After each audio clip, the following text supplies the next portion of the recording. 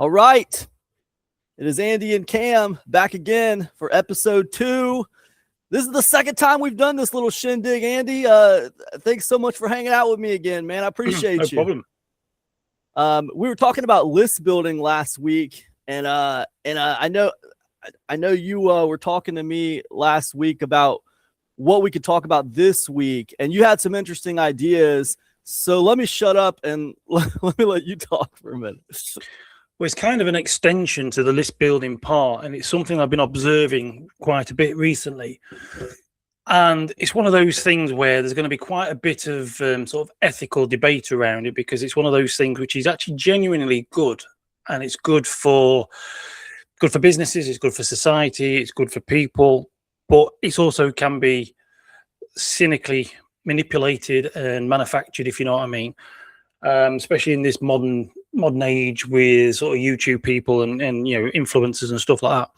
But I noticed, and a couple of things that have done this to me, what was sort of giving me this idea, and that is to use charity as a marketing method to do good as a way to get your name sort of spread out there. And one of the things that really sort of stood out to me a few years ago was in the town that I used to live in back here in the UK, and there was a boxing gym. Now, I didn't know anything about this boxing gym. He was a new guy. I think he came from out of town, and he started this boxing gym for the youngsters, try and keep them out of trouble and all that lot. I'd never heard of it. But obviously, being in that town since I was born and been there for like 40-odd years, I was in Facebook groups and all that lot. And the first time I heard about it was when somebody posted in the group saying that whatever his name was at this boxing gym has just really helped us out in a, they were struggling. I think there was unemployed. They didn't have any money coming in much, and I think it was on benefits, and their fridge had broken down, and one of their young lads had been going to the boxing gym, and he'd obviously heard about this, so he just went down to the local store, bought them a brand new fridge, and then dropped it in their house for them, and then suddenly everybody was talking about him. And there was all in this group, and he was like, oh yeah, he's a great bloke, this, and he's great this, and he's got this gym on such and thing. And it was the first time I heard about him, and you could see all this sort of positive praise, and it was just like suddenly everybody got to know who he was. And I imagine that lots of people were now sort of going to the gym or went looking for the gym, probably went looking for his Facebook page. I think I probably did as well. And it was that one sort of random act of kindness, or that one thing that he did to help somebody else out. Really, I would say, I mean, I don't know how expensive the fridge was, or how much it would be compared to sort of Facebook advertising. But I imagine the sort of the return on investment was probably bigger than he anticipated. And I've seen a few other people doing this, and I will talk about them as well. And there's a woman who in the UK, she's an artist. She's built up this huge following. You shared something on Substack earlier about this guy who was painting from 1968, and it was, a couple of colors, 3 colors probably at the most, and 2 of them the 2 different shades of the same color, and it sold for like $9 million or something. It was a lot, man.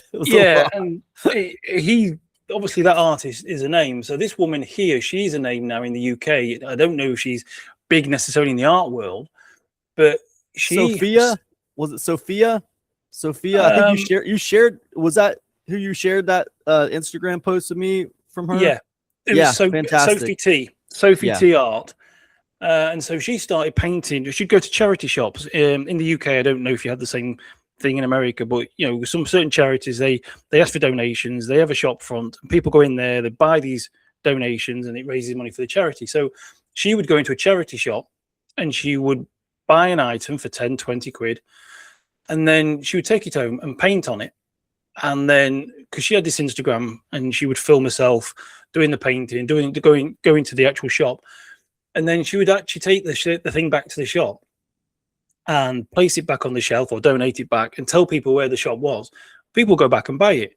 And it got to a point where she was creating an event out of this situation, and people were actually going to meet her. So she would tell them when she was going back to the shop, and people would meet her. They would wait there for her. And so they get excited. They'd be there with the cameras, they'd film. And there were so many people interested in the actual item that she bought and painted that they would buy. Well, they basically, she would raffle it off, and the person who won the raffle would then have to buy it. But while they were there, they would buy other items. And it's only just recently that they've started. Some of the charity shops are getting on board with her and helping her. And one charity shop the other day pointed out that I think she actually went to the charity shop and did it live in the charity shop, and this little crowd came.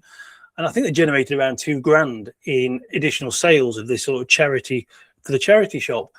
And she's built this sort of audience now online on social media. And I'll just show you, or just tell you, I've got them in front of me now. Yeah. This is some photos, screenshots I took of a while ago. So she created some paintings that I think it was 4 paintings. And she sold the paintings they were £18,000 each. So let's say they're probably, what would that be in US dollars? Let's say it's sort of 22,000 potentially. Yeah. So let's say it's 22,000 US dollars. So 4 paintings, $22,000 each. And then she had 25 prints made of each painting. And she sold those prints at £3,000 each. So 3,500, 4,000 US dollars. And when I took the screenshot, 2 of those prints had completely sold out. And so she had generated around, I'm calculating around £150,000 from those paintings and those prints she made. And so she's got herself now a 6-figure business with her art, with, through her social media. And I don't know if she's getting paid by social media.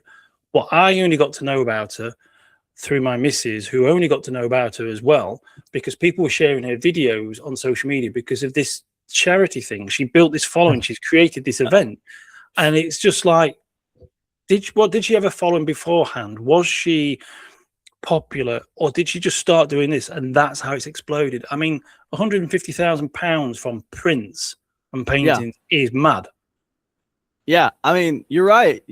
And it's funny, and you kind of said this in the beginning, but it's like, people have to be careful because it almost seems like we're talking about a gimmick, and it's not like you can't use this as a gimmick. Andy's talking about something that could be used as a tactic. There is no doubt about it. I mean, we look at like certain companies like Tom's, for example, the shoe company. It was like you buy a pair of Tom's and we donate a pair of Tom's to a third world country. You're giving back to some little kid who doesn't have shoes, and like that's gonna make you feel good, and that's in all of our marketing. So now, like when you're wearing Tom's, everyone's gonna know you're a good person. You're a good person because you bought a pair of Tom's. So yeah, it can be used as a gimmick and as a way to like make people feel good when they when they buy your thing. They're going to look a certain way when they buy your thing. Now, in the case that you're talking about, I don't think people are gravitating towards her because it's going to make them look a certain way to other people. They're gravitating towards her because it's going to make them feel a certain way dealing with her and her artwork. But we all want to feel good. We all want to feel like we're doing a good thing. We all want to feel like we're, donating to good causes and stuff like that, and so, yeah, it's powerful, right? The caveat to that is she could just be trying to do a good thing, right? That definitely probably is not a gimmick. It's probably just her trying to do a really good thing. But a side effect of that is that it blows her up. It blows her up. I mean, it's a win-win wherever you look at it. Even if she sat there one day and thought, how am I going to grow my Instagram? Well, I could probably do this. Even so, it's still, the charity shops are winning. They're happy. I mean, she went to Norway. Was it Norway? No, I think it was, no, sorry. It was Iceland. And I think it was in Reykjavik. I'm sure that was what happened. And she went to a charity shop in one of these places there. And, she did a video on Instagram saying, well, I'll be at this charity shop if anybody's about. And still a handful of people turned up because they were following her from around the world. And so, and it's really sort of got me thinking, this is, because a lot, I think it was a few years ago, a lot of companies were all doing their mission statements. And then a lot of them were sort of trying to say that, they're trying to make the world a better place and this, that, and the other, and whatever. And but if you actually do genuinely help people or society out, it sort of really, it catapults you in front of an audience. It helps build that audience. I mean, a perfect example of this, and this isn't a business, this is actually a charity, and it is a non-profit charity, so he's not taking any money out of it, but I always use him as an example. And this was Niall Harbison, who's in I think it's Koh Samui in Thailand. He's a big dog lover, and he bought some land on the island, and he started to rescue street dogs who were getting beaten or they were injured, and so he started to rescue these dogs, and he started to try and adopt them out. But when he'd go around the island on a moped in the morning and start feeding the street dogs, and because obviously if they're fed, then they ain't going to attack other people. And he had this huge plan, but he would just film himself doing this. And he's now got into a position where he's actually built a charity which has probably around 10 people working on the island. They're funding other they send teams out into other parts of Thailand to sterilize the street dogs to try and cut down on the amount of puppies that they have, because it's a problem. They're trying to reduce it, and he's doing it so they don't get hurt. And I think Liam Gallagher from Oasis, he actually adopted one of the dogs from Niall. He's been on TV, he's now run marathons, he's written books, he's been interviewed, but he's built this huge charity, and he's building this huge hospital on his land to help dogs, all because he started to use Instagram to film himself doing what he was passionate about and what he wanted to do. And he created this huge following. He's got 1.6 million followers on Instagram, but he uses Substack, he uses YouTube, he uses Facebook, he uses X. He now has a team of social media people. He's basically, his hand is generally glued to his phone and other people. They film what they do. They film the dogs. And it's just, the power that social media has done for that.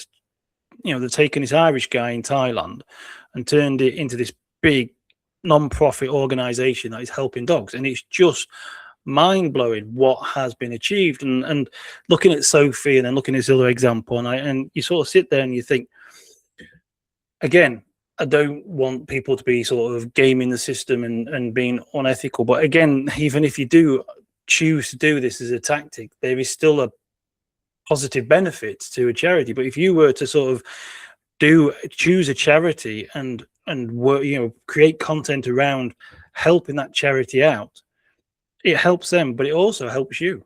And it's like, that is something that you can do for free. That's a good point. That's a good point, Andy. And there's another thing to this too, besides the charity, the gimmick, however you want to call it, that's a cool tactic. It's not always just a tactic. Some people just really want to do something good. But there's something else here that's very interesting. When you talk about, Niall and his cause with these dogs, it reminds me that we as humans, man, we gravitate towards causes. If you're running a business and you can just kind of get behind this cause that you believe in, wholeheartedly you believe in it, and you're constantly talking about it, you're constantly posting about it. A lot of people, they don't really believe in anything. They're just walking around looking for something to care about. And what's funny, this is obvious. All you have to do is look at the sports teams. Now, I know that I'm in America and we're crazy about the NFL. You're not in America, you're in the UK. You guys are crazy about what you call football, right? And what we call soccer, you call football, but you guys are crazy about it. Who is the team where you're at? I mean, what do people care about with sports where you're at? I mean, it sort of varies, isn't it? Because it gets very tribal. I mean, I even though I'm nowhere near Liverpool, I was a Liverpool fan, and it's a family thing. And it kind of you get sort of passed down. You see your uncles are Liverpool fans, and then your cousins are, and you sort of embrace the team without even realizing why. Right. And it's okay, so why do I care about this team, man? It has nothing to do with me, really. But here I am. I'm embracing it. I'm watching it. I'm talking about it with my friends. I'm getting mad when my team loses. I mean, in America here, we see the same thing happening with politics. It's like, so like, when you think about it, it's like, man, should anybody in the right mind really be like getting behind a political party like it's a team or something? I mean, we all have like differences of opinions on certain, what are the chances that all the points that you agree with, all your stances on issues are going to 100% align with some political party? Like, that's nonsense. It doesn't make sense. Like, we all have different ideas and opinions, and yet we will, as humans, like, we'll just like gravitate towards these teams, like these causes. So like, I guess what I'm saying is, as a business, when we operate these businesses, I mean, if we can get behind something we really believe in, and we're okay just talking about it a lot, like it's something we really care about, even people who don't even really care about it, they will start gravitating towards it. Like, you don't have to be a dog lover to like become fascinated with the guy you're talking about, right? You don't have to become a dog. Like, you just have to start following this guy. Yeah. And like, you just kind of start gravitating towards this cause because that person is so passionate about it. It just kind of like rubs off on you, and you become caring about it too, Yeah, I mean, you hit a couple of good points there. You talked about sort of politics, and in many ways it's the same principle, but in sort of reverse in many ways. There are politicians who have made careers, big careers, and there's one here in the UK at the moment, or a couple in the UK at the moment. They're jumping on the immigration bandwagon, and they jumped on the Brexit bandwagon, and they did all this and they did all this. And if you listen carefully to them, they say like 5 things. They have like, it's a marketing message. If you were to ask them how they were actually going to help the country, it'll all go back round to some form of immigration or some sort of what the guy I'm thinking of, I'm not going to name him, but the guy I'm thinking of now, he resigned the other day because he they found out that he'd been given a 5 million bung by a crypto millionaire in Thailand, and suddenly he changed his stance on crypto policies. And so he resigned and then tried to do a local election so that he can be re-elected. And now it's become a bit of a farce because the person who's going up against him is a comedian wearing a bin on his head. And it's got so crazy, but he's obviously now trying to get back his credibility because he's now done some sort of like political specialized what's the word I'm trying to think of, press conference with the British flag hanging in the background from a podium, talking about doing military action, getting the Navy involved in this immigration issue. And because obviously we know that when it comes to politics, if your popularity is starting to waning, sometimes starting a war is a good idea. And so a lot of these politicians are pushing these causes. They get in front of a cause, and the perfect example of this guy here is that he once got in front of this this Brexit cause. There was going to be a march. It was for like a Brexit march. People were going to march from Newcastle to London, and so he got in front of it. He was doing a lot of shouting, and then while everybody was marching in the cold and the rain, I think he did like a couple of miles on the top of this open end bus, and then went and to his hotel, sat having his tea and biscuits, then went on TV. So all these poor suckers are sort of walking in the rain, and he's there sort of getting, doing the message and all this stuff. And you can see these politicians, they set themselves up in front of this cause, which is the opposite to a charity, but they set themselves up in this cause, and they use that to catapult themselves into better position. And a lot of them, and I don't know, I'm not going to say what's happening over in the States, you know that better than I do, but especially here in the UK, there's a lot of them who are doing it politically or personally for only personal gain. Yeah, they're grifting. It's because I don't know about in America, but in the UK, a member of parliament gets paid to go to a member of parliament to whatever it is. All they have to do is go in the door and sign, and then they can go off. And they'll get like, don't quote me on this, but I think it's like 300 quid a day. So they can walk into Westminster, sign, so it looks like they've been there, and then they can go off and spend the rest of the day in the pub drinking beer. And, they get paid. And then they'll go on to TV shows and do interviews where they know that get paid. And then there's all these benefits. And so a lot of these politicians here in the UK, you watch, they get stood behind this cause and they shout about it a lot, or they do the actions, and it pushes them up there, and then they get into this position where, like Sophie T has with her artwork, got this huge following, and then they get paid just to do what they do. And yet, if you actually to ask them proper questions about, what would you do for the UK, they haven't really got anything else outside of that same immigration message or whatever it is. And yeah, and going back to what you said about clans and like football fans and people getting behind a cause, it's actually quite funny because especially here in the UK, there are people who would try and tell you that they were going to do best for the country. But when you actually dig deeper, you'll find that the thing that they want to do for the best for the country was actually probably going to be more harmful to the country itself. But it's just that they want it because they got in front of this cause, or they got with this cause, and they believe it's going to be. And you sit there and you think, but if you were to do that, then this would probably happen. Oh, well, what? And that will happen. Oh, well, but it's like, so you're not actually going to benefit the country. You're actually going to harm the country. Yeah. But they get so behind that cause, that message.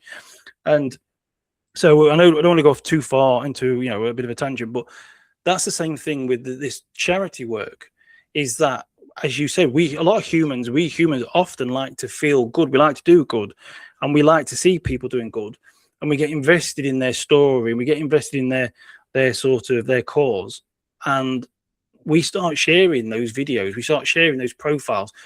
I mean, I did it with you, with Sophie T, obviously because we were going to talk about them, but I shared it with you. And other people, my good lady shared it with me, and that's how I know about Sophie T. It's how I know about Spudman. We've talked about Spudman. Yeah. So people are sharing because also there's no selling involved. There's no scammy. There's no spammy. It's just like, have you seen this? This is good. And you can share that without feeling like you're pestering your family as well. And you know what I mean? So it's just a big win-win-win. And, it's funny. Like I always think like, why are we like this? Like, why do we want to be like a part of something? Why do we gravitate towards these causes? But whatever the reason is, I'm not a psychologist, but like whatever the reason is, it's true, right? I mean, it is true. We gravitate towards these causes, and here's what I know. Just being honest, here's what I know. I like to look cool. I like people to think I'm cool. So like if you do something and like I buy your thing and like it makes me look cool, I'm probably gonna like that. I like to look cool, and I like to feel cool. Like so like and like I'm not proud of these things. I'm not like bragging about these things, certainly not. But they are just true. I like to look cool and I like to feel cool. So like if you put something out that you want me to start following, or you want me to start sharing, or you want me to start buying, and it's something that's going to make me look cool, or it's something that's going to make me feel cool, there's a good chance I'm going to like gravitate to it. Like, and that makes me a big dumb animal, but it is true. Well, we are just all driven by ego, I suppose, aren't we? And it is human nature to try and, you feel good. I mean, years ago, I don't necessarily like the word selfish. People always use the word selfish as a bad way, and there's two types of selfish. I mean, there's good selfish and bad selfish, but even the most selfless act in many ways still has a positive reward on the person who does it. And so people like that feeling, and they'll go and do more. And there's nothing wrong with doing something to help other people and feeling good. And there's nothing wrong with doing something to make yourself feel good, which helps other people. It's like I say, it's a win-win. But we are selfish people. We are creatures that we thrive on feeling good. I mean, I think psychologists have said, and I don't know how true or accurate this is, but mankind wouldn't have survived if we weren't thrill seekers. We would have probably died out years ago from boredom, or if we were curious creatures. We are thrill seekers, and they say that's how we've kind of evolved as a species. And we have good feelings, we have bad feelings, we hate bad feelings. We know as copywriting and marketing, we often tune into that negativeness to scare people into doing some action. But then the reverse is also true. We often like to make people feel good, because those emotions, we hate feeling bad, we love feeling good. And they are in many ways, unless you're a Zen Buddhist monk who can, see what both sides are and try and completely ignore them. We are driven by the emotions. We try to avoid the bad. We try to feel good. There's a few warped people out there who like to make other people feel bad, but on the whole, we like to make other people feel good, and we like to feel and see good doing it. And so I think when people like Sophie and Niall, I mean, like I say, he's not marketing, he's not selling anything other than sort of a charitable cause, but they tap into this desire, this need for people to feel good. You know, you help people. I mean, despite all the wars that's going on, all the negativity and all that, if you ever talk to people who travel around the world and they've gone to certain towns and places, they often tell you that the locals are incredibly friendly to strangers. We are helpful people in general. We like to help people. We feel good helping people. And so, you know, if you can tap into that sort of desire, and it's going to have huge rewards for you in your marketing or in your business. I truly believe that, because I've seen it, I've observed it, and it just, you know, if you're a good guy, you do get rewards. I mean, there's a lot of bad guys get a lot of rewards as well, but I mean, they tap into people, I think, with fear. But you, with charity, you tap into the good people with the good vibes. Yeah, you're right. And it's true. I mean, a cause can go both ways, right? You can create a cause out of an enemy, right? You can create this common enemy, like, you know, like you'll see like people on YouTube talking about like how to get more views, how to do YouTube better and stuff like that. Like another great marketer, Brian G. Johnson, he does YouTube. He does a YouTube channel called Brian G. Johnson TV. And he talks a lot about, you know, how to get better at YouTube and stuff like that. But what I notice is like one of the enemies he pulls up a lot is like YouTube itself. Like the algorithm doesn't want you to win, you know, and stuff like that. So he kind of creates this character. It's like a character, you know, it's like a character that everybody can rally against. You know what I mean? The bogeyman.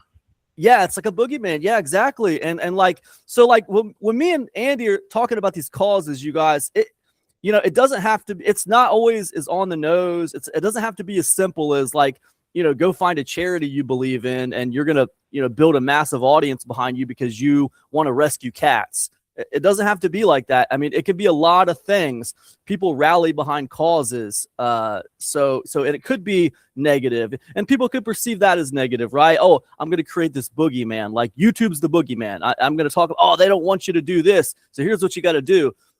There's a lot of things, like right now with AI, we got this polarizing debate with AI. You know, you got people who love AI, you got people who hate AI, and the people who love AI are turning the people who hate AI into the enemy, and the people who hate AI are turning the people who love AI into the enemy. And these are like causes that giant groups of people rally behind just to be part of something, you know.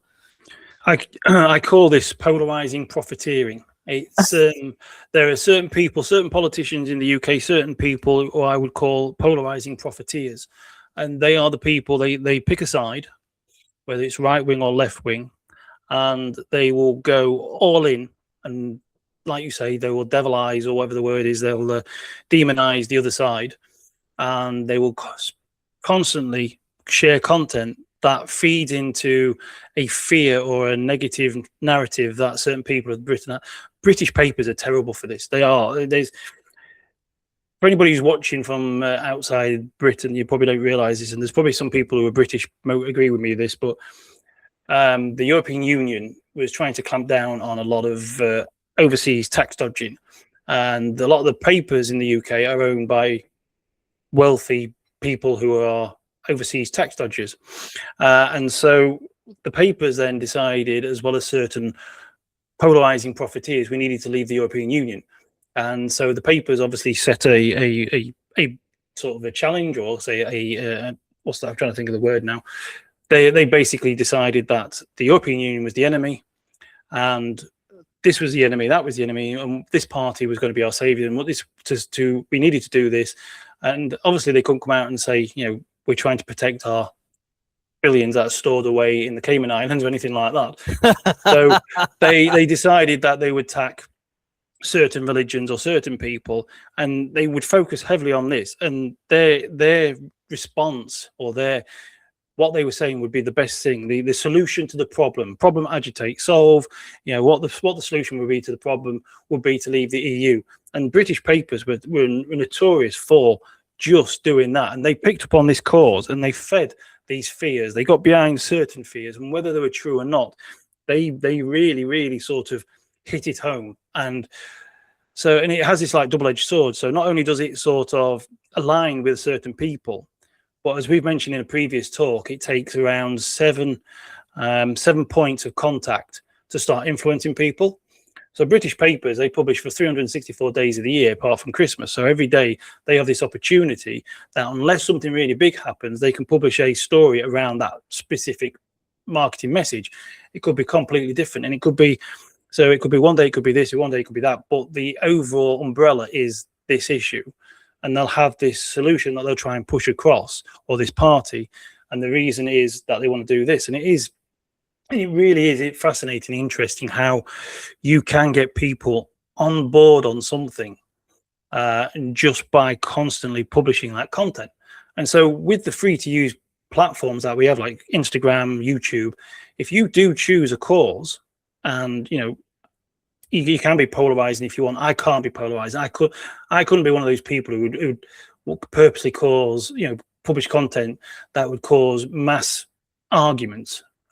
My ego couldn't handle it, I don't think. But people do. But if you get a cause and you're really passionate about it and you push it, you're going to find a large number of people are going to want to support you and share your content.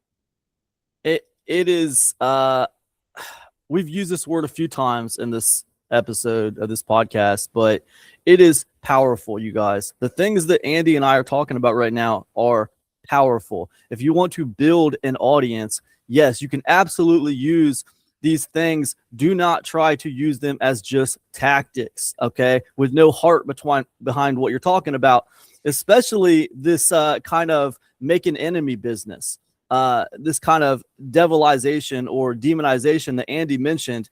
This is the kind of thing that can get people assassinated. I mean, we've seen it happen. So it's very sad, because I happen to know that, I happen to believe anyway, that some of these people who get assassinated, they've been assassinated by people who have been radicalized by, media that really don't care either way. They don't believe anything, man. They're just trying to use a tactic to pull a bunch of people around them. So that's very sad. But to kind of swing it back to a positive direction that people can use in their business, it is powerful. It's something that you can use. Put a little thought into it. Consider the boxed water company, right? I've always been fascinated with bottled water as an industry, because here we have this industry, Andy, who, first of all, they had to get people to believe that their tap water that has been filtered, they pay for it to be filtered professionally by the government, is not safe. Tap water. Yeah, right. It's not safe. Okay. First, they had to get people to believe it's not safe. It's not good for you. Buy our bottled water instead. Okay. Once they got people on board with that, then they had to start fighting with each other. And what's our USP? What's our USP? What's our unique selling? Man, it's H2O. It's all the same crap. How are we different? Oh, well, we're different because we use a special high-end technology for our bottled water, Oh, well, we're different because our bottled water is harvested from a volcano in an exotic location. You cannot get there other than through our bottled water. And then you got the boxed water company. Oh, well, we're different because you're a good person if you buy our boxed water, and you're killing the sea turtles if you buy bottled water from that plastic bottle. Okay. So the boxed water company, again, they're rallying people around them. Their USP is a cause, and it's demonization of these other water. Yeah. We're better because our water is more environmentally conscious. If you want to be a good person, and look, what does it do, man?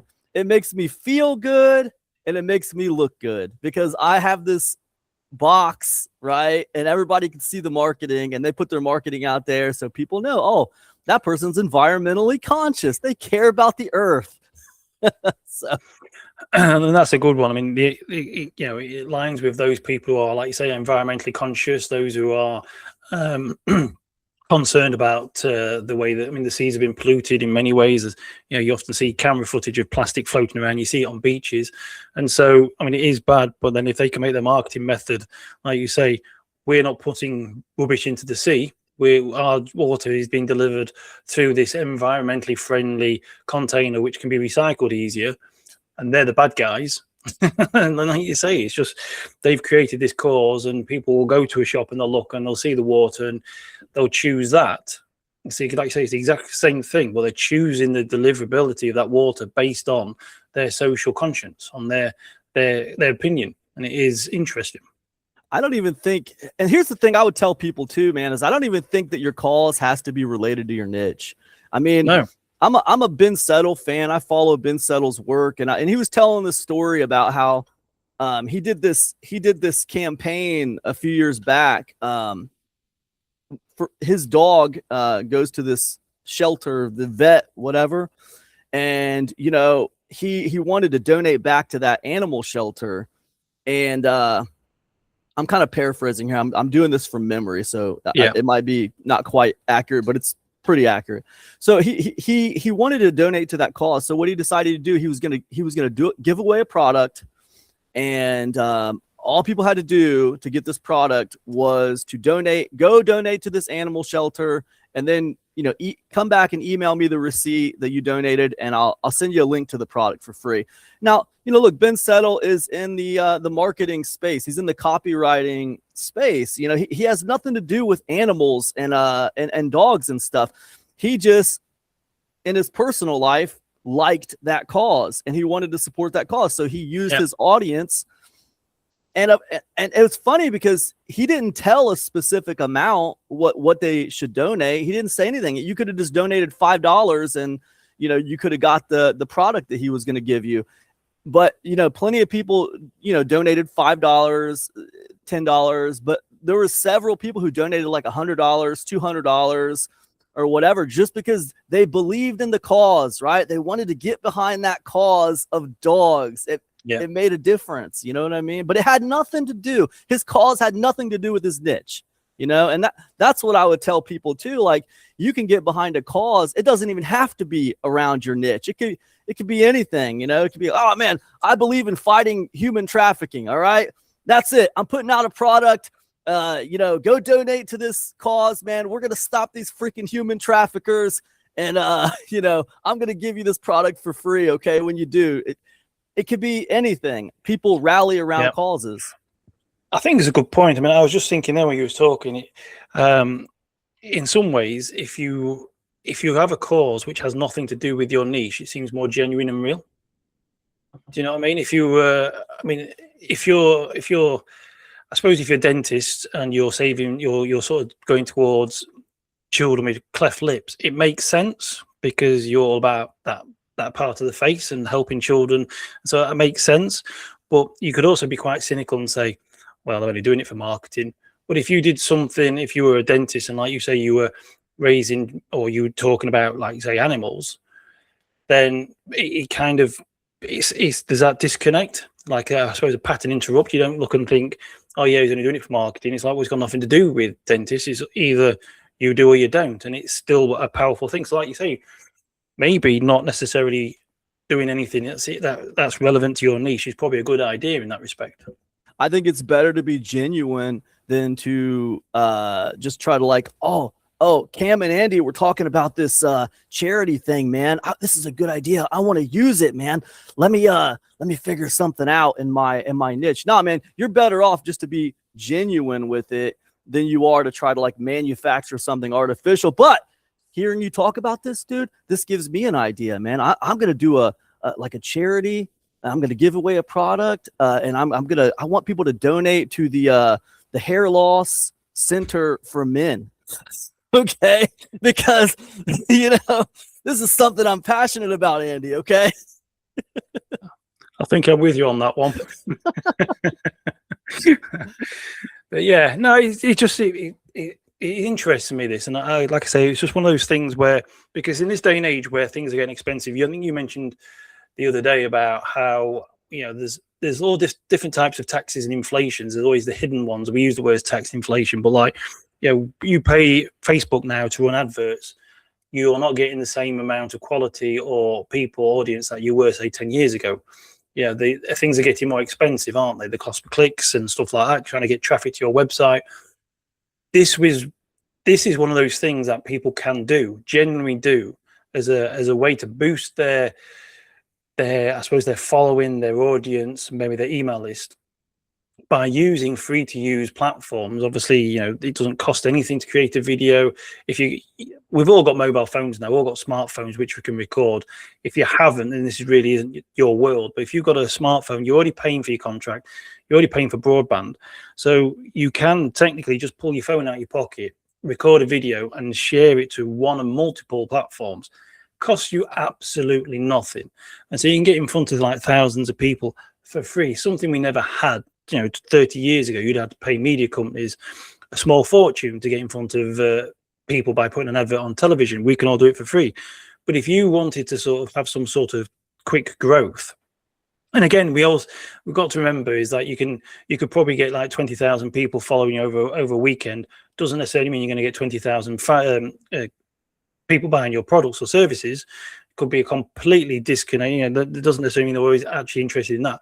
But focusing on a charity or having a charitable cause or doing videos about something that isn't business like, which is kind and helping other people, can actually get you a sort of a growth spurt. It is a way of sort of gaming the system without gaming the system, if that makes sense. Does it make any sense?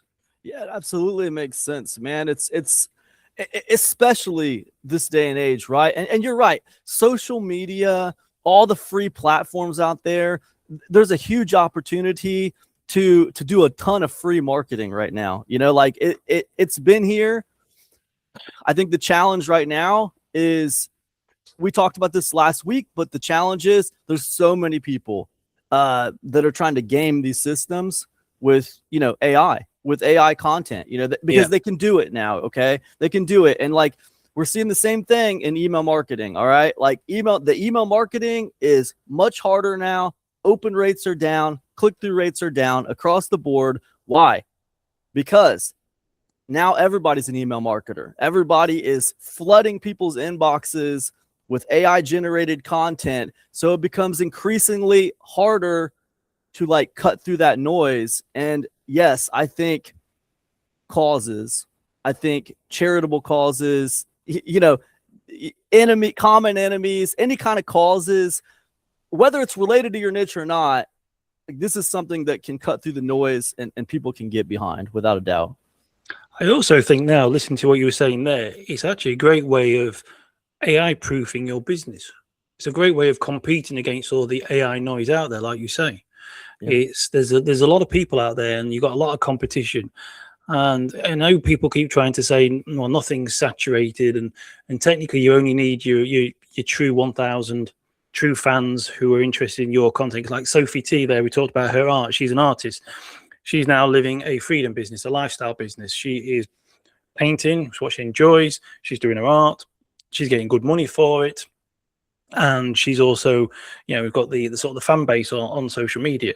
So she's built this up by, doing sort of a charitable causes. But there's a lot of people out there. There's a lot of competition that you're competing against. And, I can't remember how many billions of people are using Instagram on a monthly basis. But, you just need to find a small amount of people. But at the same time, you've got all those people are looking at, and I used this analogy before. You sort of think of, if you think about music, you had in the old days, you sort of Tchaikovsky's and all those kind of sort of musicians. You could probably have like 10 or 20 you can name. But then the 60s came along. Suddenly there was 20, 30, 40 bands. And then the 70s and the 80s come along. There's like 100, 200 bands and popular singers. And as technology advances, as things get cheaper, as things get easier. So, it's sort of in the 60s, people had to save a lot of money to get a guitar. Most people can probably buy a guitar now quite easy in comparison. So access to tools, platforms, and everything gets easier. That means there's more and more people doing it. So you do have more and more people to compete against. And so, yeah, it is going to be harder. We do have great opportunities, but it is harder. But you do also have lots of people now churning out a lot of AI stuff, which in many ways, I think, will eventually go against them. And I think that you're going to have the people who are going to be personal centric or charitable centric, cause centric, are probably going to outlive some of these sort of AI people, because they align with the human ego, or they align with people wanting to be good people. Yeah, that's a good point.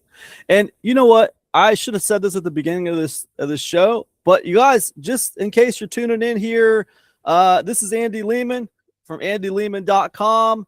I'm Cam from epicconversions.com. My man here, he has wrote books. In fact, you can see one right behind him called The Life Bible on his shelf there. Andy wrote that. I read it. I thought it was a great book. And this guy's just awesome. Andy, thank you. What do you got going on right now, man? What have you done this week? Well, basically, I've just relaunched or rebranded my YouTube channel. I'm going all in with YouTube because obviously you and I, we like to talk about certain things, and this is a perfect example of what we're doing. We talk about being person-centric. And so I will admit this, but I was working as a freelancer just recently for a few years for companies, and they have replaced me with AI. So I'm not just necessarily talking about AI from necessarily a good point of view. I'm talking it from an experience point of view. I have been replaced by AI, and I haven't been replaced by people using AI. They haven't replaced me with another worker who comes along and say, yeah, I'll do ChatGPT or anything like that. They're using it because it's super fast. You can do what they want. And so I've been replaced with AI. So I'm going to go more all in with YouTube. So I had a YouTube channel for years. It's just basically something where the odd video got dumped, or I use it to watch music and videos and all that kind of stuff. And I thought, well, you know what? I'm going to start rebranding. And I've just published 4 new videos to there. So I'm YouTube, my website. I haven't done anything to Substack for a while, but I might get into it eventually. But I think video, because I think with all because we were talking earlier about the AI tool on Substack and people trying to game the system using AI to write articles. And part of me often thinks, why do you want to read someone's AI written article when you might as well just go to AI and ask the same question yourself? At least with video, like what we're doing now, people can enjoy talking or listening to us. They can see what, the people like to stick things on and listen to, and they can see real people. And so that's what I'm going into more, I think, video. Yeah. That's really cool, man. What do you can you toss people the name of your YouTube channel, man? Like, how do they find you on YouTube? Basically, I believe it is youtube.com/@Andy-Lehman. So that's Andy, A-N-D-I, that's with an I. So, yeah. You heard it here, folks. Andy, I'm excited. Matter of fact, man, while we're sitting here, I'm going to go over there right now and make sure I'm subscribed to your YouTube channel, man, because I want to see what you got going on, and I was there first. You know what I mean? I was one of the first ones, Andy Lehman. Let me. It's at Andy Lehman. I don't know what I'm talking about here. Let me get this straight here, Andy. Hold on a second. At Andy Lehman. Yeah, it's going to be a documentary style channel. Perfect. Where I'm going to sort of document my usage of YouTube and see if I can grow it into a business, or basically into a channel that will pay my living costs. That's the actual challenge. So I love it. Yeah. I love it. I think YouTube and video is the way forward for lots of people. And we've talked about as I mentioned before, the offline online hybrid business, OOHB. And I think for a lot of people in the future, it is to talk about an offline real world subject. And I think video is probably going to be the best delivery system of that. Andy's just getting this YouTube channel started, you guys. It's youtube.com/@Andy-Lehman. That's ANDI-LEEMAN. Go check it out. Andy's going to be rocking some stuff over there. I'm excited, man. This is going to be cool, man. We got current videos, you guys. Andy just published videos a day ago, okay? He's rocking and rolling over there, so it's going to be sweet. I'll tell you what, man. I've had a crazy week, dude. I'm telling you, man. Like I've been trying to roll out an analog book, and like a print book and an analog newsletter. Okay, that's what man. It was supposed to go out on July 28th. It got pushed back because what was going on. Look, I'm just going to talk shop a little bit here, you guys. And if it's boring, everybody let me know in the comment section that you don't want to hear about this crap. All right, it's talking. But it was supposed to go out on July 28th, man. Look, guys, these are real entrepreneur problems. Okay, this is like in the trenches stuff here. All right, it's going to go out on July 28th, Andy. And like I worked really hard to get this thing out on July 28th. Okay, man, I'm talking, dude. Listen, this right here contains a bunch of index cards. Okay, and the thing is, I don't know if you can see this or not, but these are all. That's the book. Like I hand wrote the book. The book was handwritten. Nice. On index cards. Okay, then I transcribed it onto a Google Doc, then I printed it out, and then I went through it with a pen, fixed any typos, everything like that. Then I went back and corrected it, edited it. It was a process, right? It was a process, but the first draft was handwritten. Okay, so cool. I want to use this book as a free book plus shipping. They just pay shipping and handling. And then upsell a print newsletter. Okay, so that's like the basic funnel with the audiobook in there as well. The audiobook is a bump. The audiobook is a bump to kind of like compensate, for traffic, kind of like reimburse for traffic. Anyways, whatever. The point is, the way I wanted to do this, Andy, was I wanted to run it through Thrivecart. Are you familiar with like Thrivecart? Yeah. So wanted to run it through Thrivecart. And supposedly it integrates with Lulu. Supposedly they can talk to each other just fine and integrate. So I was like, this is perfect, dude. I can run fulfillment through Lulu, and people can just order through Thrivecart, and it'll just automatically ship them out the book. Perfect. And then I'll run the analog book funnel. I'll run the analog newsletter using a platform called Click to Mail. Click to Mail. Very cheap for print stuff. And I had my cost at like, I can do this for like $30 a month, right? So I was going to be able to do the print newsletter at $30 a month. Is this an American company, Click to Mail? Yeah, American company, Click to Mail. But you can do international, right? They can do international. It's online, right? So anybody could use Click to Mail. But anyways, the point is, I had like Lulu, I had Click to Mail, I had everything set up, right? It was beautiful, Andy. On paper, it was beautiful. Like it looked fantastic. I was like, this is a perfect system, dude. What could possibly go wrong? And so anyways, got all the sales pages set up, everything, the funnel, everything's looking great. All the memberships areas done. The first issue of the newsletter is done. The book's written, everything's ready to go, dude. It's ready to go. So now it's like, the 22nd, the 23rd of July. And like, all right, time to do some tests. Let's do a test run. Let me buy a couple copies of this thing and see if it ships to my house. Okay. Surprise, surprise. Lulu and Thrivecart are not talking. Like no matter what I do, I cannot get these two things to integrate, right? And it's like so frustrating. And so anyway, so eventually like I have like a meltdown because I can't get this thing to work, and I'm like super frustrated because I'm realizing, okay, I need to like start marketing this on the 24th. Okay. I'm going to do a 4-day launch. So it's 24th, 25th, 26th, 27th. The newsletter is going to go to print on the 28th. So that way, 4 days to order, and then people who want the first issue of the newsletter will get it. They can be there on the 28th when it launches. Whatever. I'm getting in the weeds, but the point is, it didn't go the way I wanted it to, man. I ended up having a meltdown, right? And I said, I'm taking a walk, man. I'm taking a walk. It's like the 23rd, and I told my wife I'm taking a walk, man. I'm super frustrated.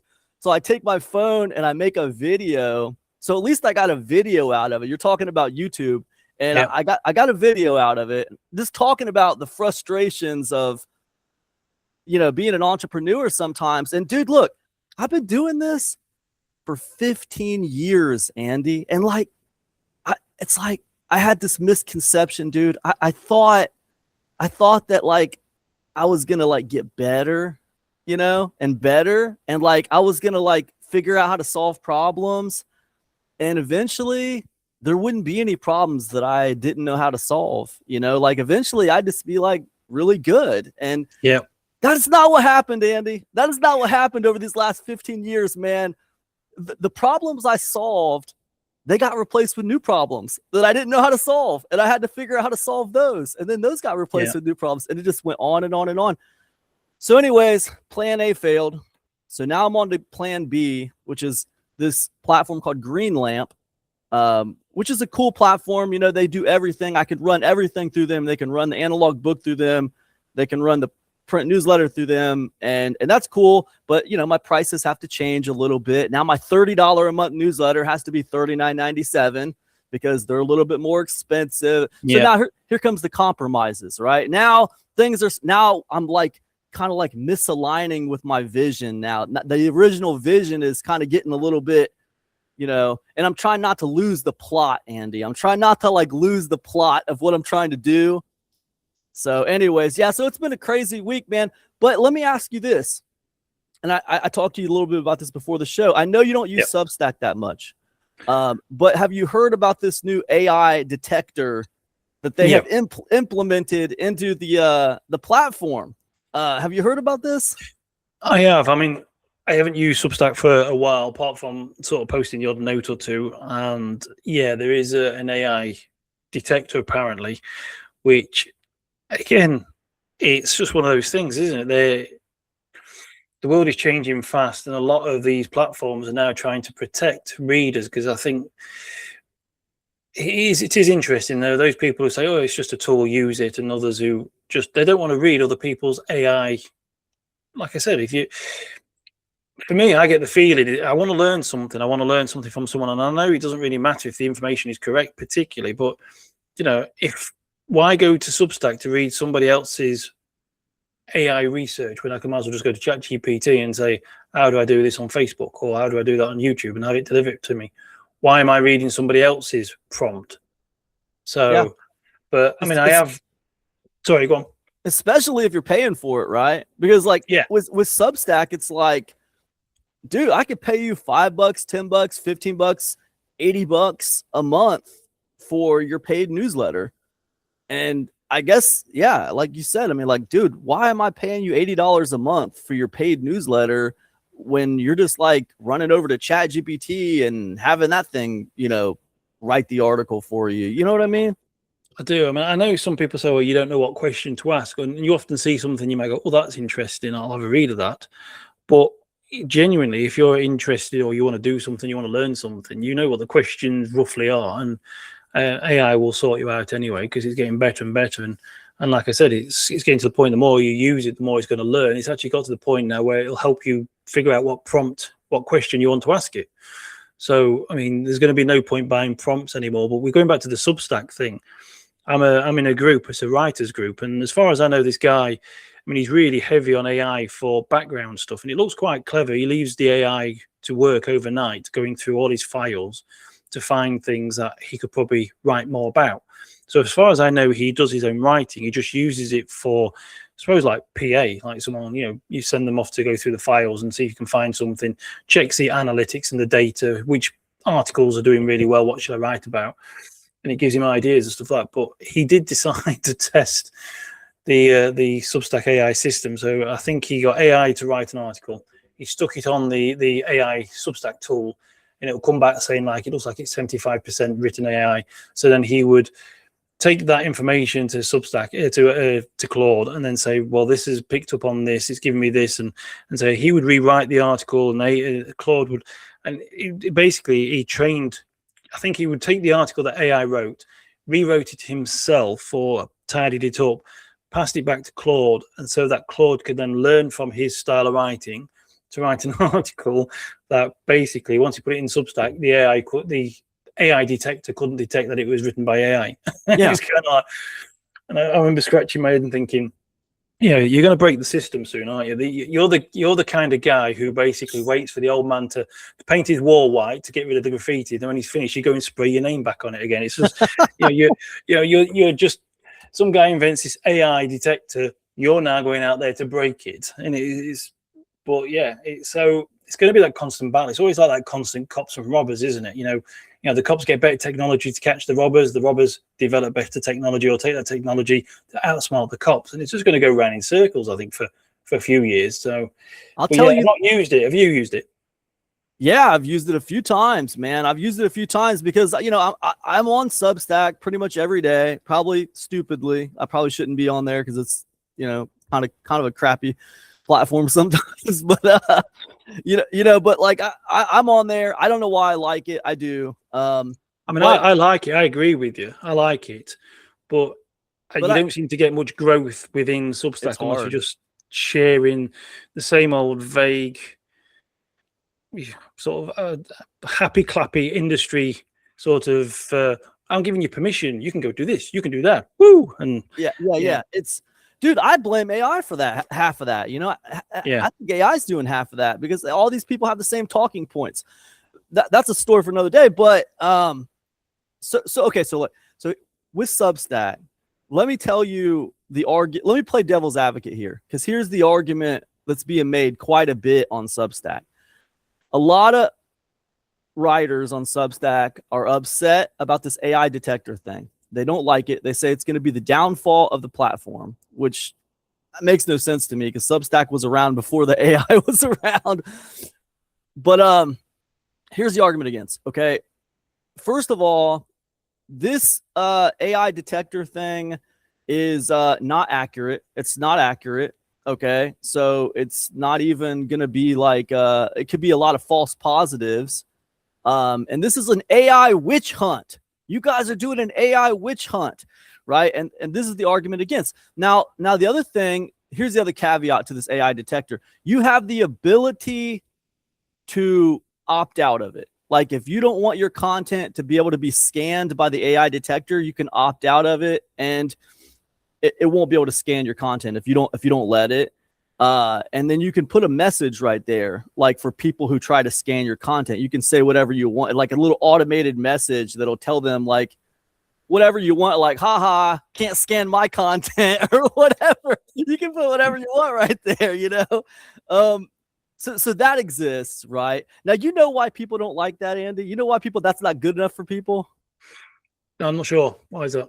Well, it's because if someone opts out of the AI scanning, it makes it look like they're using AI to write their content. That's It makes it look like, hey, you're using AI to write your content, or you wouldn't have. If you don't have to hide, then why do you care? Now, I don't agree with that. Like, I don't think that like you're necessarily using AI if you opt out of this thing. But like all this grandstanding about like this is an AI witch hunt.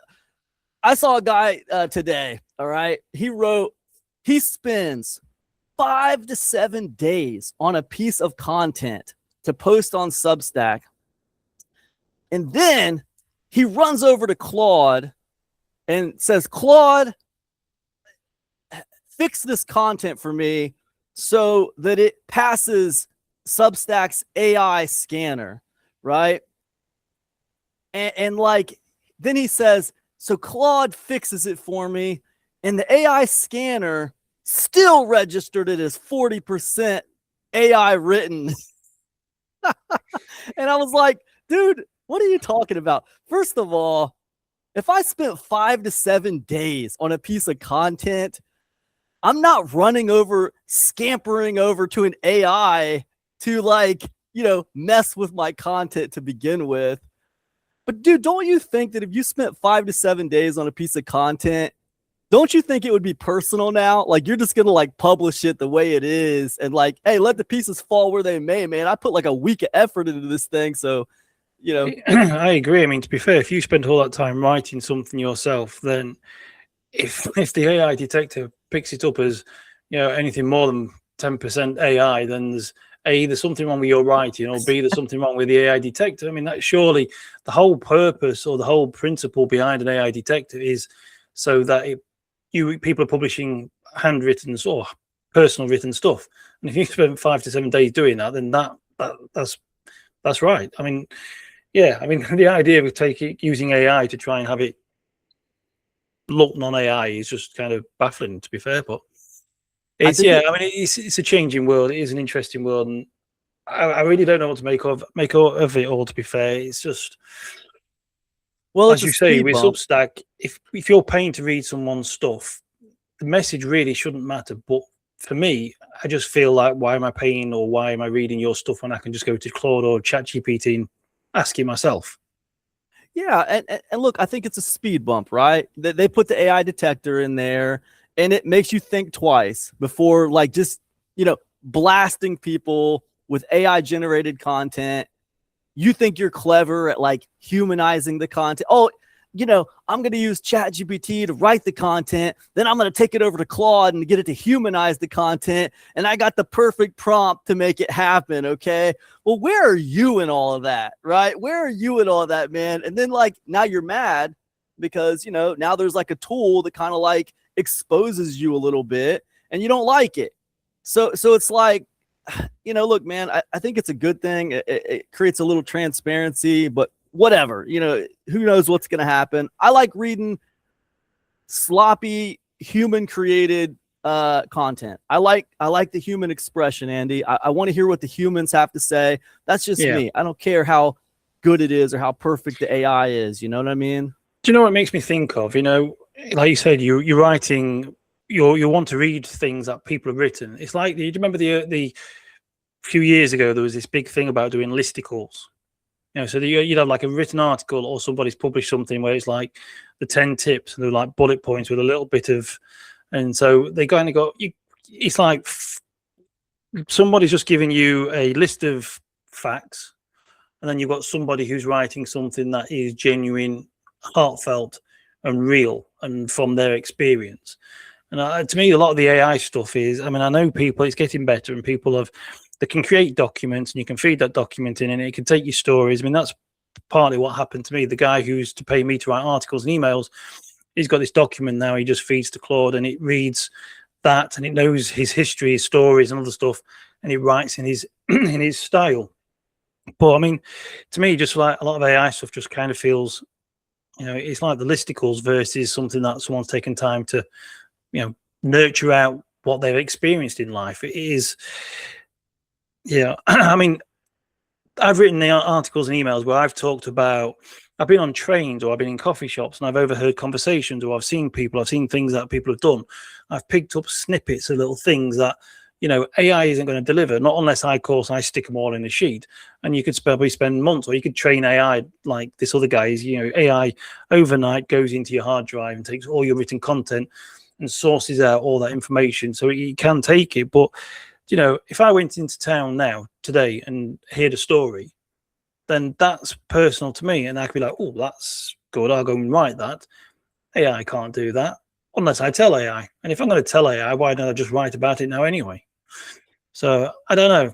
It comes back to the easy button, doesn't it? It comes back to the easy button. People aren't doing it themselves. You're like, hey, man, if I got to do all the hard, I'm the one who's got to come up with the story.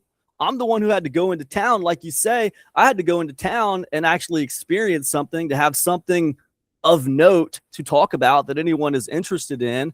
Why don't I just do it myself then? Oh, I don't do it myself because it's easier to have something else do it. It's easier to have AI do it. That's why people don't want to do it, man, because it's easier. Supposedly, people are just chasing that easy button, man. But whatever. That being said, I've never been able to make a dime online, from constantly looking for the easiest way to do everything. It's never happened. It's never happened, dude. I've been doing this for like 15 years. And like every single little thing I've ever done, like I've never made any money from finding the absolute easiest way to do everything. It's never happened, man. People are chasing a fiction. It's a bit like a virus. It's a bit of a, there's people who've come to me and asked for help, and I've helped them, and then once they've realised there's a little bit of potential work involved, they've gone elsewhere, and then they've gone elsewhere. And I can still see them now looking for. I mean, it's because of one of the clients I used to work for. I used to get sort of some of the background information, or I used to see sort of under the bonnet a little bit. And one of the the permission-based marketing, you put something on Facebook and you say, if you're interested in this, comment below and whatever. And one of these guys who I'd helped and shown him basically everything that he needed to do to sort of, the only thing he needed was to be consistent.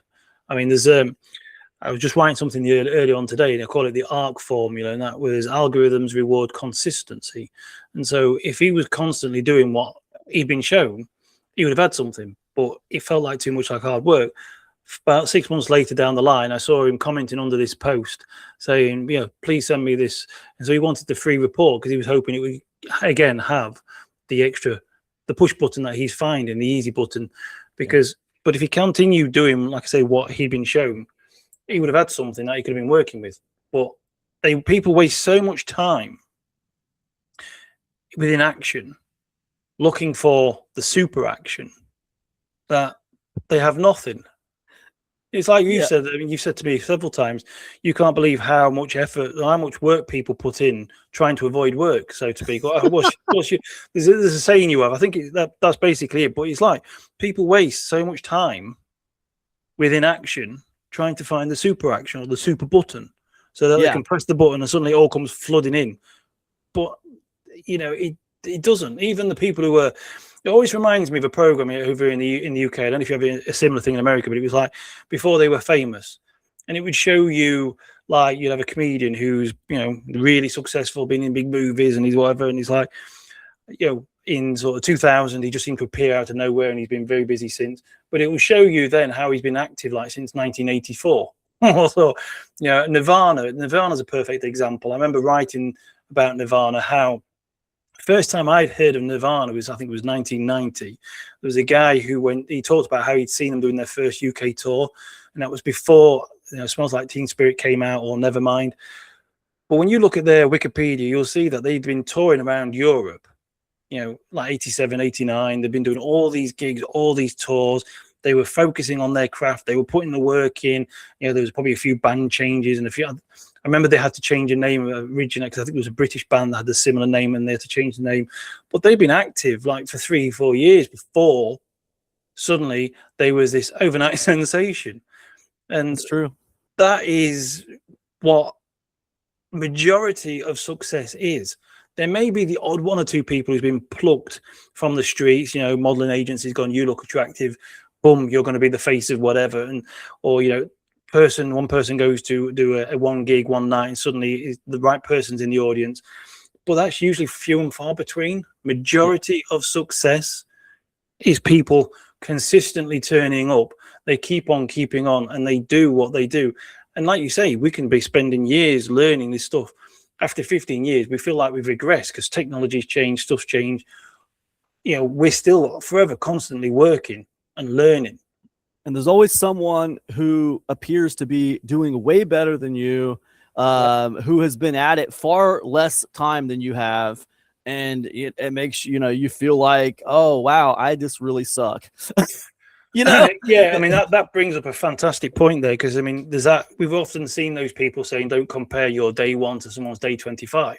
But the other thing that people don't seem to take into consideration, and this is one of these reasons, I'm probably one of the only people in this space who will not use that we all have the same 24 hours a day quote. Scientifically, we do. We all have, through physics, through time, whatever, we all have 24 hours.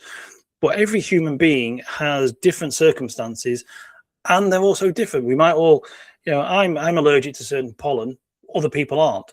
Some people have chronic fatigue syndrome, like my good lady, and she has sort of food intolerances. So there's things she can't eat, there's things I can. There's some people who can survive on 3 hours a day and 3 hours sleep a day, and just they've got energy that'll take them.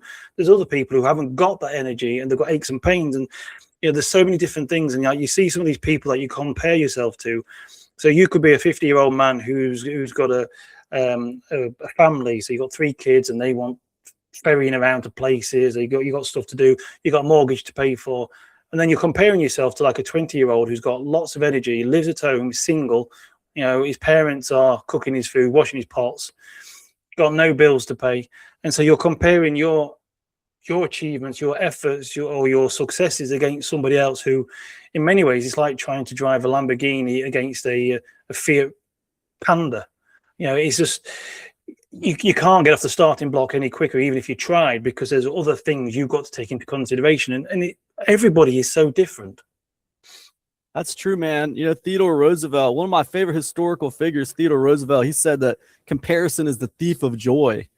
And I always try to remind myself of that, because like we always look at other marketers and look at other business folks and see what they're doing. And it's almost hard not to like compare ourselves to other people sometimes. And I do think like it's easy, like whenever you're looking at other people, you always kind of gravitate towards people who are perceived, in your opinion, to be more successful than you. Mm-hmm. And it is easy to get down on yourself sometimes and be like, man, dude, how old is that dude? Like, what is he doing that I'm not doing? What is happening here right now, man? I'm just like messing this up. So it's hard, but like comparison is the thief of joy. Like you said, man, like if you have a pollen allergy and you decide you're going to run a mile every morning, right? Man, your experience doing that is not going to be the same as someone who is in perfect tip-top shape, and they don't have any allergies whatsoever. You guys might be the same age. It doesn't matter, dude, because they're running in California and you're running in the UK where it rains. Like, how often a year does it rain in the UK, Andy? Oh, to be fair, it's quite a lot at times. Yes. It's actually been a very dry summer, so I can't really comment this year. But I mean, we've had some really long winters, and it's just been rain after day. It's just constant. But yeah, not to get off on a tangent, but yeah, I mean, look, you're in the business of one.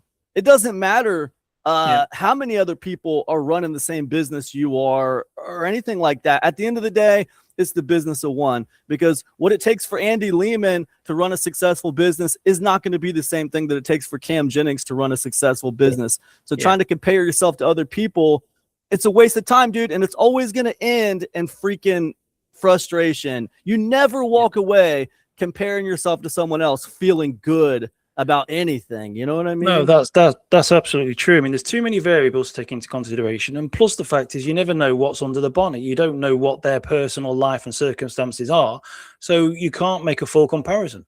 So in many ways, it's one of those, if you can try and look at somebody and go, if you can try and keep it so that you're inspired by them or motivated by them, that's fine. But everything else, really, you should try and focus on doing what you're doing and not focus on looking at other people.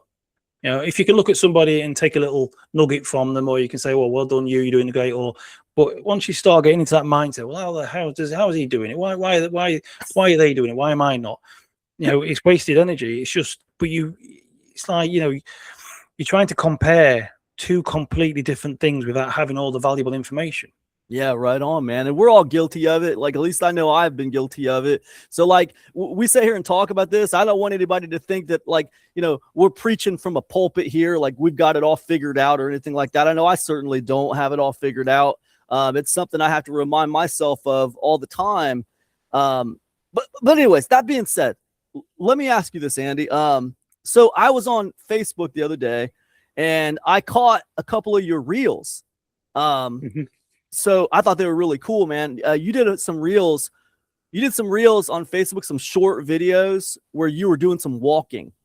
And like, I cannot remember like exactly what the specific topics were you were talking about, but I want to give you some like fan feedback, some like watcher feedback on that, and just tell you, like, I remember those videos. Like after all week long, I remember catching some Andy Lehman videos where he was like walking and talking to the camera.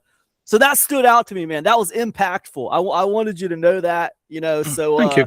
You can use that. I don't know. Are you going to post those videos on your YouTube channel too, or is that just a Facebook thing? I'm not fully decided on that yet, because I mean, it's one of those things where the great thing about video is, and I say this a lot to people, because obviously there's that debate. You don't want to spread yourself too thin. When you're starting something new, stick to one platform or whatever.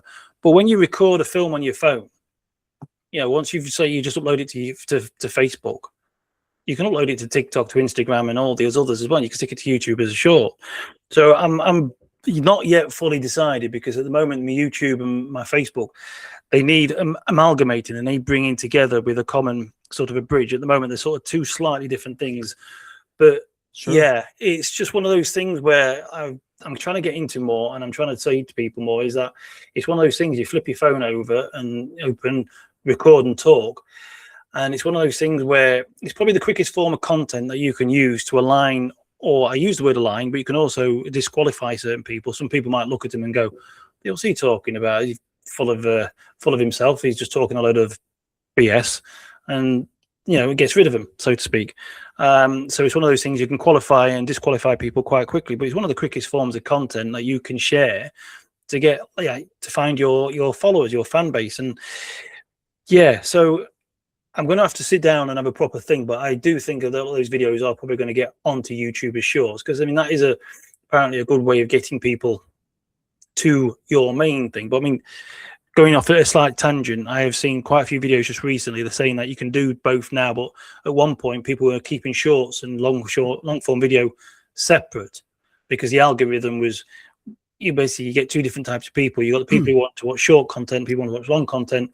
They may not necessarily be interested in your long one, and it could skewer the algorithm. But then you have all these other people saying, well, to be fair, YouTube's algorithm is actually quite sophisticated. It can tell the difference. Huh. So yeah, that's interesting, man. I sure don't know. I know I've been lately I've been trying to put a more intentional focus on YouTube, and not just dump live stream videos on there and stuff like that. I'm trying to actually make some YouTube videos, and it's been good, but I've just focused on kind of long form, 20-minute video, stuff like that. And I haven't really focused on the shorts as much. So I'm not sure, when I was doing shorts last year on the platform, I noticed they were getting a lot of views, but I don't know. I not to get too deep in the woods, but I don't know. It's they measure the views differently with the shorts. So it's there's that. And then people are just getting fed the shorts. So it's they didn't really make an intention a lot of times to click on your thumbnail to watch the short. They're just swiping, and it just pulls up in front of them. So the views, it's not quite the same, but at the same time, you can get exposed to a lot more people using the shorts. So I don't know. I really don't know. I guess it's a test thing, isn't it? It's just test it for yourself and see what happens. And you'll have give it a month, do it for a month. You'll have some good data in a month or so, and then figure out how it works for you. It's one of those things I've been seeing quite a few people saying, say it's changed now, but they were trying to avoid putting shorts on the same channel. But then some people were saying, well, it's wrong thinking, because as long as your shorts are congruent with your long form content, then YouTube will show it to the right people. Even if it's people who just are interested in short videos, they're still interested in particularly that content. And again, I suppose the algorithm, it's like Facebook recently, I've looked at some of the comments on certain posts, and Facebook has picked up on that, and now they're showing me more posts around that specific subject. And so with your shorts on YouTube, if you're interested in the long form videos of your account, they will hopefully YouTube will then show your shorts to those same people. It will pick up who is interested in that subject matter.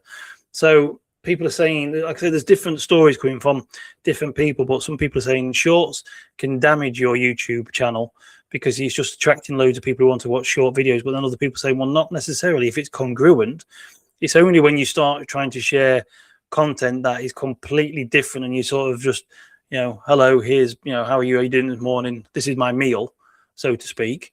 And there's a photograph of my plate. If it's got nothing to do with Portuguese houses, then it is going to skew with the algorithm. So the algorithm it's about training your dragon and showing it what you want. And if you slightly deviate from that, then that's when you could have these problems. To your point, the two YouTube channels that I took to over 10,000 subscribers, they both stayed in their lane. And as soon as I started deviating from that lane is when I started fragmenting the audience, and like it started like the one that I did was it was called Zero Fast Returns. I still run that YouTube channel today. But at first it was all about selling on Amazon. It was all about selling used books on Amazon and all this stuff. And when I was doing that, it was like building up a big subscribership, right? Well, I started, running a membership club about selling used books on Amazon. But, as I became more of a marketer and I learned more about, traffic and doing marketing stuff, I wanted to talk about that stuff on my channel too. So I started talking about that kind of stuff. And well, as I did that, now people are like, wait, I thought this guy was selling on Amazon, dude. What's this? I don't care about this as much. So it starts kind of like confusing the algorithm and stuff like that. And then my other one was NutriBullet time. And that was all about like a blender, right? It was all about this thing called a NutriBullet.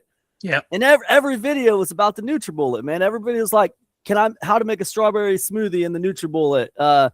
What's NutriBullet's customer support like? And I basically made those videos based directly off of like PAA, right? Like people also ask from Google, people also ask. And I would just make a video out of every one of those people also asks. And that channel just blew up. But then like when I started like talking about other stuff besides the NutriBullet, that's when things started to get a little bit weird. People say that, I know we're not doing an episode here about YouTube. This probably deserves its own episode. We should probably come back. You know what? I should just shut up about this, Andy. I'm just blathering on and on. We should probably do another episode about YouTube one of these days. We probably have a lot to say about it.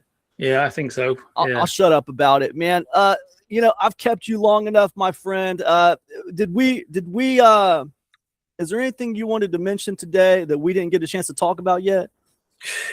I don't think so. I think we've covered everything and more, to be fair. So, I mean, it was just, like I say, we were starting off talking about, last week was lead generation. This was about using potentially charitable causes or good works to amplify or to speed up growth of your online business or whatever, without, obviously, without being cynical and unethical and just using it as a means. But, doing good stuff and having a charitable cause can actually do your business or your online growth quite a lot of power. Andy's right, you guys. This is truly an episode 2 for this podcast.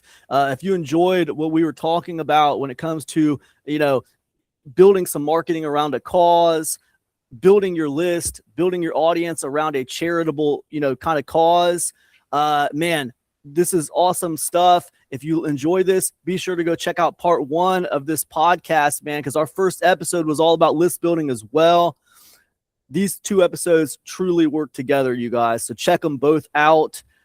This is Andy Lehman, andylehman.com. Andy, what is your Facebook for these guys again? It's andy.j.lehman, I believe, yeah. So this is facebook.com/andy.j.lehman.